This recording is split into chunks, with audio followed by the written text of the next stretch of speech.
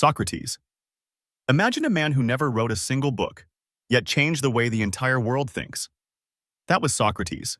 He walked the streets of Athens, cornering citizens and leaders, asking questions they couldn't answer. His method was simple: expose ignorance by asking why again and again, what we now call the Socratic method. He believed true wisdom came from admitting you knew nothing, and he lived by the idea that the unexamined life is not worth living. But Athens didn't want uncomfortable truths. Branded a corrupter of youth, Socrates was sentenced to death. He drank poisoned hemlock calmly, proving that living, and dying, for truth was his philosophy. Plato. Plato, Socrates' most brilliant student, saw the world in a way few dared imagine.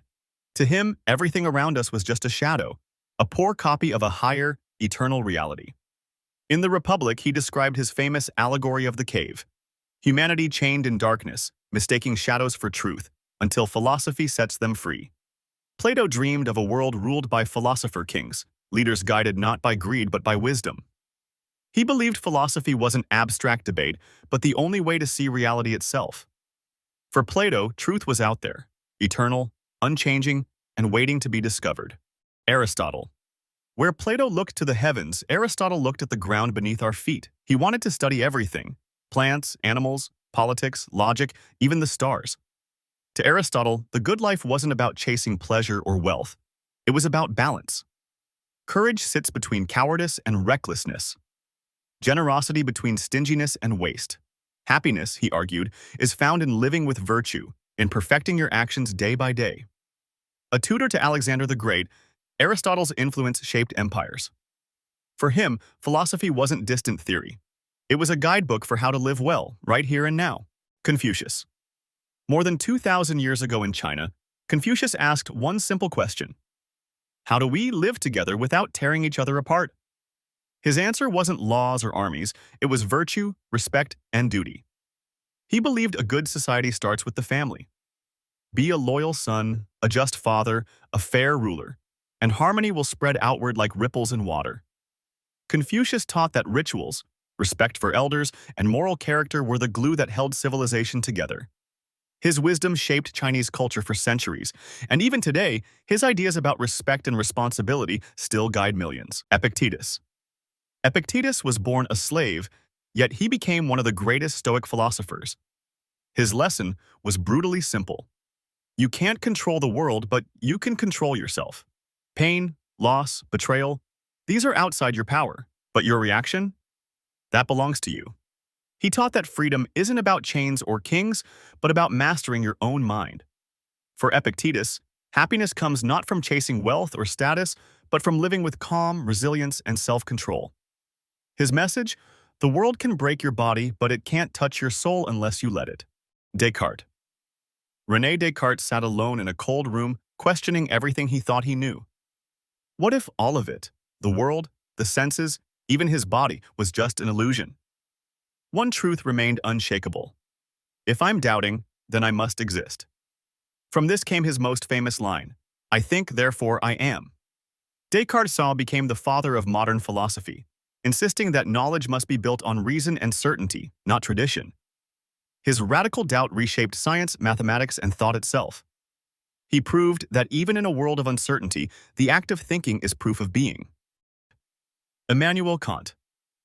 Immanuel Kant asked the hardest question in philosophy: how do we know what's right?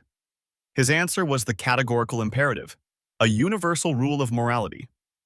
Act only in ways you'd want everyone else to act. No excuses, no loopholes. Lying, cheating, using people as tools. For Kant, these were always wrong. He believed true freedom wasn't doing whatever you want, but obeying the moral law you recognize within yourself.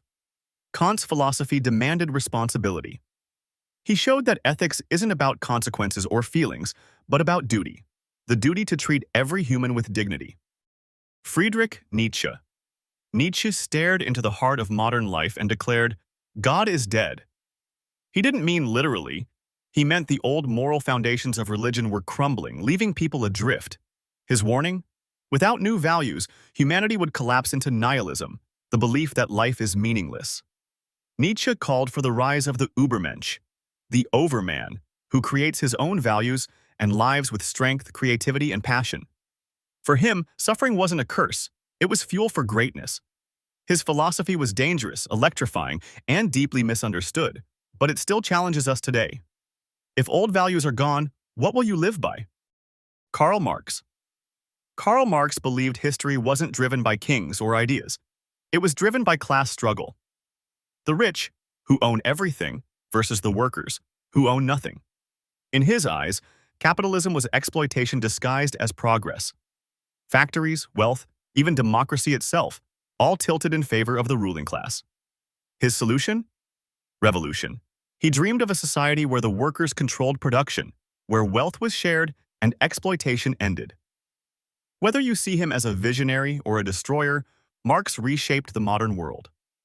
His ideas sparked revolutions, built nations, and still ignite debates today. John Locke. John Locke is called the father of liberalism because he argued something revolutionary for his time. Every human has natural rights, life, liberty, and property.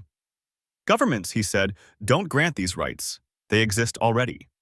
And if rulers abuse their power, the people not only can but must overthrow them. His philosophy shaped the Enlightenment, inspired the American and French revolutions, and still echoes in every debate about freedom today. For Locke, society wasn't about kings or divine rule. It was about protecting the rights of individuals. Jean-Paul Sartre. Jean-Paul Sartre stood in the chaos of the 20th century and declared, "Existence comes before essence. We are not born with a fixed purpose. We create it ourselves." With freedom comes terrifying responsibility. Every choice you make defines who you are. Sartre called this existentialism, the idea that meaning isn't given, it's made. There's no guidebook, no higher plan, no excuses. If life feels absurd, it's because it's up to you to give it direction. Sartre's message was liberating and haunting at once. You are free, but you can't escape the burden of your freedom. Seneca. Seneca was a Roman statesman, a tutor to emperors, and one of the greatest Stoic thinkers. He lived in the heart of power and corruption, yet his writings were about inner peace and control. His message was clear: life is short, and most of us waste it chasing wealth, status, or distractions. True freedom, he said, comes from mastering your mind, accepting fate, and focusing only on what you can control. Seneca's letters are full of sharp reminders. We suffer more in imagination than in reality. He urged people to face death calmly and to live each day as if it were their last. Though he eventually fell victim to imperial politics and was ordered to commit suicide, Seneca died as he lived, embracing philosophy as preparation for life's hardest moments.